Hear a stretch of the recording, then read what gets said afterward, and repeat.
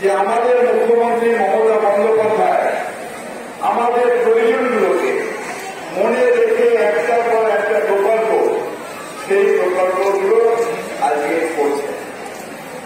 ধরুন আমি কথার কথা বলছি, আমি একজন, আমার 3টে কন্যা, আমি একজন বাবা।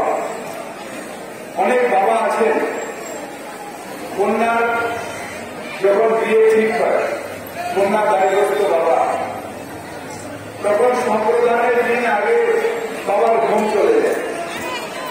আমার মেয়েকে সম্প্রদান করবো কি করে, ছোট্ট করে হলেও একটা সম্প্রদান কিভাবে করবো।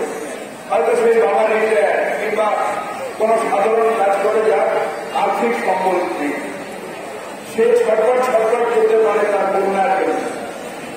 মমতা বন্দ্যোপাধ্যায় সেই বাবার কথা মাথায় রেখে রূপশ্রী প্রকল্প, অর্থাৎ তাদের কাছে পৌঁছে দেওয়া যে হ্যাঁ সামান্য করে হলেও সব গর্বের মাথা তুলে নিজের কন্যার সম্প্রদান করুক, মাথার উপরে পশ্চিমবঙ্গ সরকারের মুখ্যমন্ত্রী মমতা বন্দ্যোপাধ্যায় আছে। এটা খুব সাধারণ ব্যাপার মনে হয়, কিন্তু যারা যখন থাকে, আমি অনেক বাবাকে জানি, আমাদের বন্ধু বান্ধব ধরে নিয়েছে একটা মেয়ের বিয়েতে লড়িয়েছে, পরের মেয়ের বিয়েটা দেবে কি করে, ছটফট করছে। তাহলে তার এসে বাবা 2000 টাকা দিনই 5000 টাকা দিনই মেয়েটার বিয়ে ঠিক হয়ে গেছে।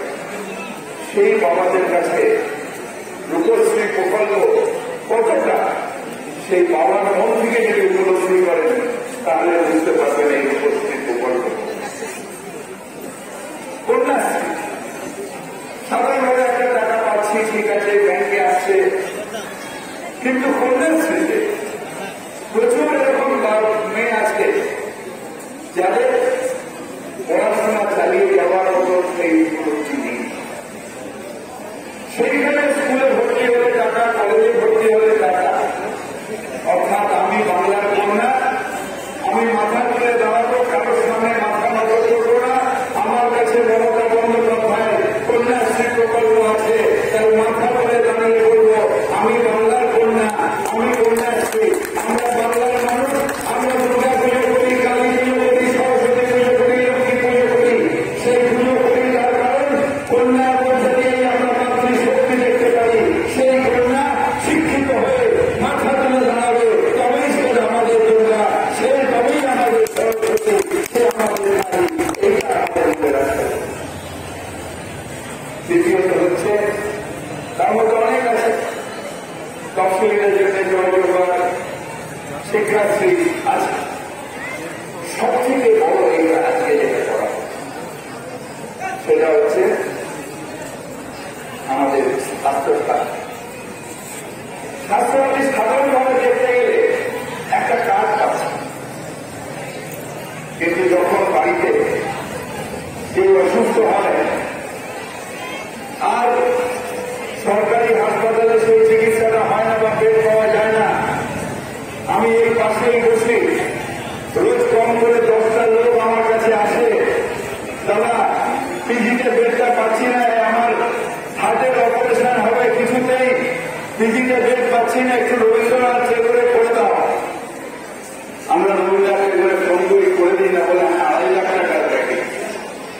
আগে 2.5 লাখ টাকা কি হতো, মুখ্যমন্ত্রীর ত্রাণ তহবিল থেকে 50,000 পাওয়া যেত, গভর্নরের ত্রাণ তহবিল থেকে 50, আর প্রধানমন্ত্রীর কাছ থেকে 1 লাখ, অর্থাৎ 2 লাখ হয়ে যেত। 50,000 টাকা মানুষ জোগাড় করে হার্ট অপারেশন হয়ে যেত, মানে হার্টে।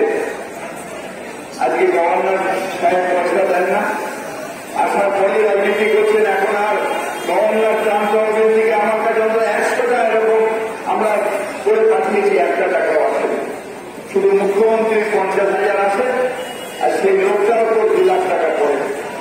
তখন আমাকে গিয়ে আবার ভিড়ে করতে হয়, আমার এলাকার মানুষরা হার্ট অপারেশন হয়েছে রবীন্দ্রনাথে করে, সাহেব আপনি একটা 1 লাখ টাকার একটা চেকের ব্যবস্থা করে দিন না।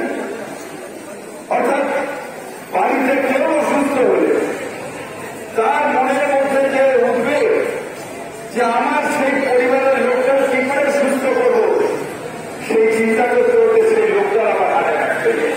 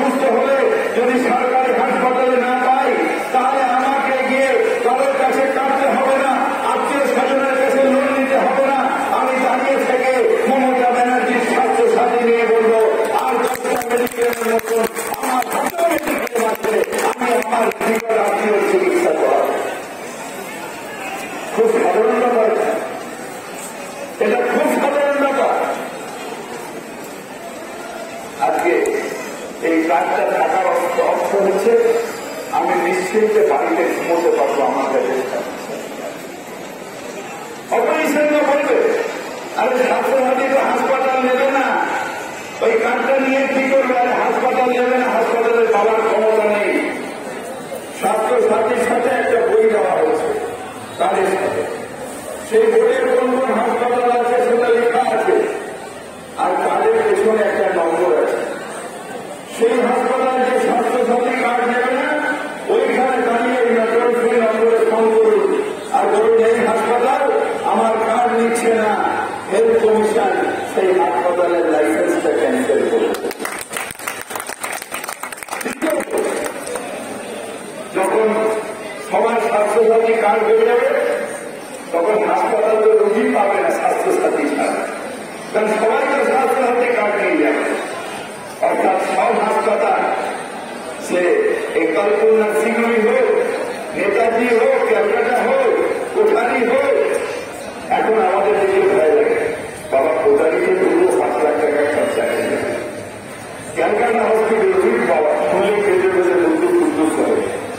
স্বাস্থ্যসাথী কার্ড থাকলে বুক করিয়ে বলবো, আমিও সাধারণ মানুষের মধ্যে এই না আমার কার্ড চলো। অন্য মেডিকেল বড় লোকের আছে যারা গাড়ি করে আসে, আমার কাছে মমতা ব্যানার্জির মেডিকেল স্বাস্থ্যসাথী আছে। আপনাদের মুখ্যমন্ত্রী দেওয়া এই উপহার, আপনাদের অভিনন্দন জানাই এই উপহার পাওয়ার জন্য, তাই আমি এখানে এলাম। আপনারা সবাই ভরসা রাখুন, মমতা ব্যানার্জির উপরে ভরসা রাখুন। টিভিতে অনেক কিছু দেখাবে, ববিনাকে একটু লেগে রয়েছে, স্বস্তি দাস ঘুমিয়ে আছে, এসব দেখাবে, কিন্তু না, সবাই মমতা ব্যানার্জির পাশে। দু একটা আছে না, দেখবেন পাড়াতেও দু একটা পাগল ছাগল আছে, কিছু পেলাম না, এই হতো না, বাড়িতেও দেখবেন একটা একটা ভাই থাকে, পুরো বাইকটাকে ডিস্টার্ব করে দেয়। সেরকম এখানে আমাদের পার্টিতে দুটো একটা